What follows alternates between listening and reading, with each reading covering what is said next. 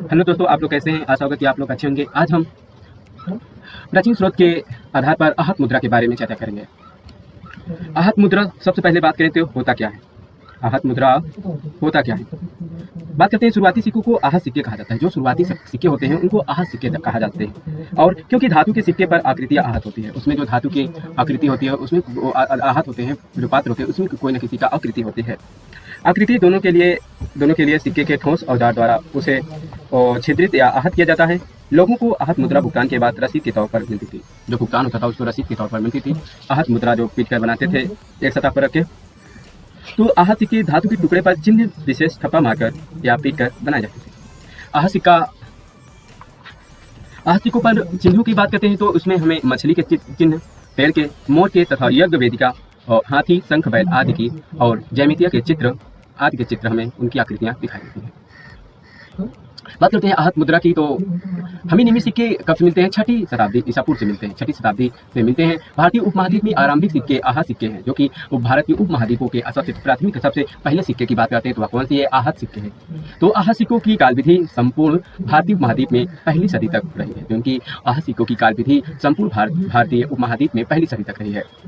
Doctor परमेश्वरी लाल गुप्ता ने कहते हैं कि आहत मुद्राओं का सर्वप्रथम प्राप्ति 1800 ईस्वी में कर्नल कोल्डवेल के तमिलनाडु के कोयम्बटूर से प्राप्त हुई है। कहते हैं डॉक्टर परमेश्वरी लाल गुप्ता कहते हैं कि हमें सर्वप्रथम मुद्राओं का पता कहाँ से चलता है? 1800 ईस्वी में कर्नल कोल्डवेल को तमिलनाडु के कोयम्बटूर से प्राप्त हुआ था। किसको?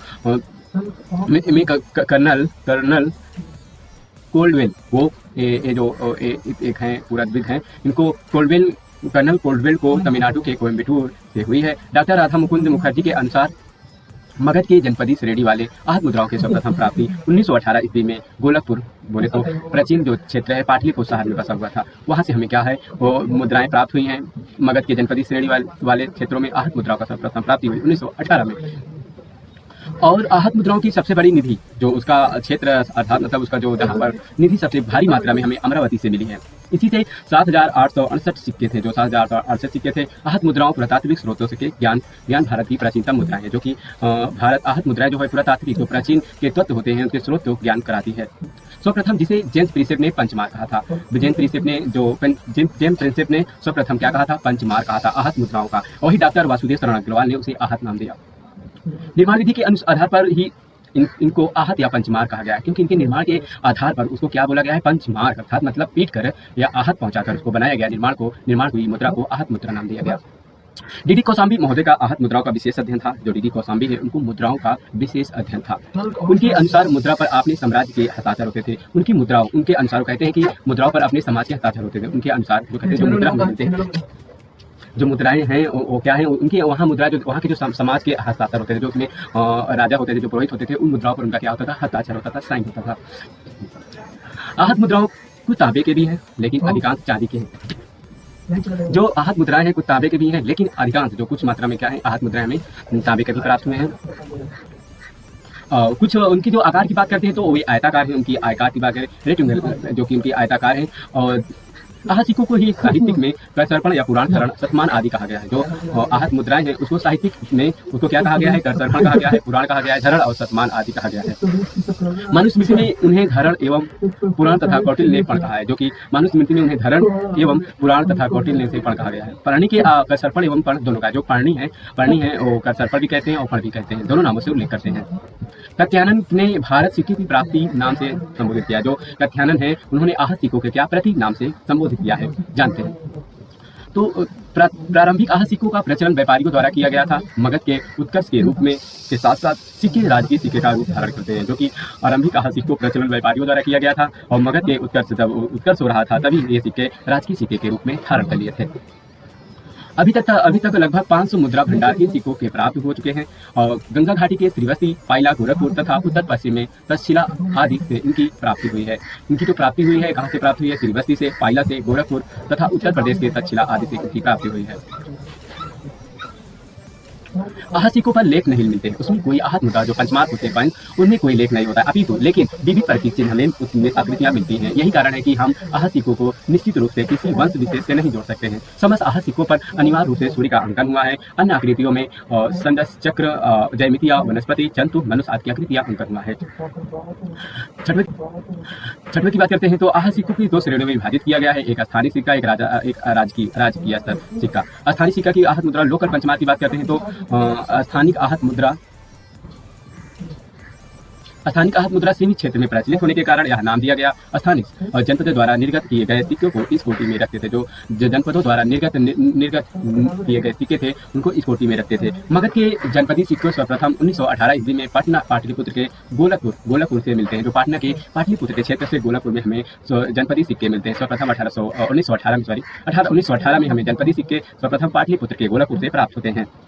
इन सिक्कों की एक निधि 1992 में गाजीपुर उत्तर प्रदेश के औड़िहार से मिली है। इन सिक्कों की एक निधि हमें एक खजाना अर्थात मतलब एक भंडार मिला 1992 में गाजीपुर उत्तर प्रदेश के औड़िहार से मिली थी। यह दोनों निधियां और सिक्के अजातशत्रु के थे। यह जो दोनों निधियां थी एक इसके सिक्के थे अजातशत्रु के। सूरसेन पंचाल उत्तर प्रदेश तथा दक्षिणी पंचाल सौराष्ट्र कुंताल गंधार कोसल मगध चेदी अवंती आश्रमा कृष्ण के सिंगवारम से प्राप्त आंध्र जनपद के सिक्के दक्षिणी कोसल बंगाल जिसको कहा जाता है जनपदों के दरब चांदी तांबा मिश्रण सिक्का प्राप्त हुआ है। प्राची या प्राच्य तथा काशी जनपद की अध्यार्थ कसरपण आदि जनपदों के सिक्के इनमें सम्मिलित किए गए हैं। दूसरा है साम्राज्य सिक्के जो यूनिवर्सल इंपेरियल पंचमार्क जो साम्राज्य सिक्के हैं मगध के साम्राज्य सिक्कों के रूप में पहचाना गया है। जो मगध के साम्राज्य सिक्के के रूप में पहचाना गया है जो साम्राज्य हैं। डॉक्टर परमेश्वरी लाल गुप्ता महोदय के अनुसार मगध साम्राज्य के पड़ या कसरपण का भार कितना भार होता था 32 मस्क होता था या 32 रत्ती नहीं। यहाँ भी कहना तर्कसंगत नहीं है कि भारत में कोई शाही सत्ता इंपीरियल अथॉरिटी नहीं थी, क्योंकि यह सिक्के एक ऐसी सत्ता द्वारा प्रचलित किए गए थे जिनका समूचे देश में प्रभाव था। दक्षिण भारत की मदुरई के निकट बायोडाइन यकनाउर से प्राप्त मुद्रा निधि पांड्य शासकों के हैं। इन पर मत्स्य अंकित है। इन पर क्या अंकित है? मत्स्य अंकित है और ये आहत सिक्के हैं। पांडु के कुछ सिक्के पर वालुति अंकित है। कृष्णा नदी पर स्थित कारूर से चेर शासकों की आकृति और मत कोई उत्कीर्ण एक सिक्का प्राप्त हुआ है। और साचा देखो मल्ड बोला जाता है। मिट्टी के बने होते हैं। और आहत सिक्कों के साँचे मथुरा, ये जो मिट्टी के साँचे हमें आहत सिक्के के साँचे हमें मिट्टी के बने हुए कहाँ से प्राप्त होते हैं? सांची मथुरा झूसी शिशुपालगढ़ आंध्र प्रदेश और कोल्डापुर से प्राप्त हुए हैं। और कासे की बात करते हैं। साँचा कहाँ से प्राप्त हुआ है? मध्य प्रदेश के एरण से प्राप्त हुआ है। और ये सारे साँचे ईसा पूर्व के 3री सदी के पूर्वार्ध के बाद के हैं। मौर्यकालीन सिक्के मौर्य शासकों के सिक्के आहत मुद्रा की श्रेणी में आते हैं। मौर्य काल में ही पहली बार मुद्रा निर्माण के कार्य को राजकीय कार्य के अंतर्गत स्वीकार किया गया। लेकिन सर्वप्रथम भारी मात्रा में आहत सिक्कों को निर्माण का श्रेय एलन महोदय ने नंद शासकों को दिया। जो कि सबसे भारी मात्रा में आहत सिक्कों का निर्माण किसको दिया गया? नंद शासकों को दिया गया। जो कि किसने कहा है? एलन महोदय ने।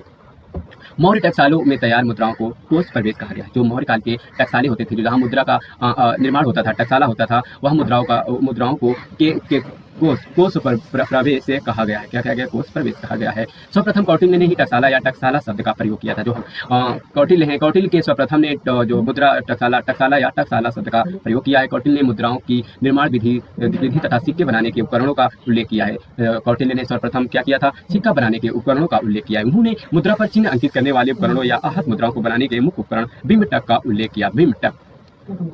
बिम्बटक का उल्लेख किया, जिसमें हम मुद्रा को रखकर उस पर पीटते थे और उससे आकृतियां उत्कीर्ण हो जाती थी। परंतु कौटिल्य ने कहीं भी सांचे का कोई उल्लेख नहीं किया है। अब कौटिल्य इनके आधार देखा जाए तो ये कहीं पर सांचे का नहीं किया गया है कि सांचे का प्रयोग करते थे। और कहानी का सार यही है कि ईसा पूर्व 3री सदी के पूर्वार्ध तक सिक्के ढालकर या ढली सिक्के नहीं बनते थे। अर्थशास्त्र में कूट रूपक का उल्लेख मिलता है, जो कि जाली कूट मुद्राओं का निर्माण करते थे। तो दोस्तों, आशा होगा कि आज का क्लास अच्छी होगी और आपको मुद्रा के बारे में कुछ अवगत हो गया होगा। तो तब तक के लिए नमस्कार। फिर मिलते हैं आपसे अगली कड़ी में।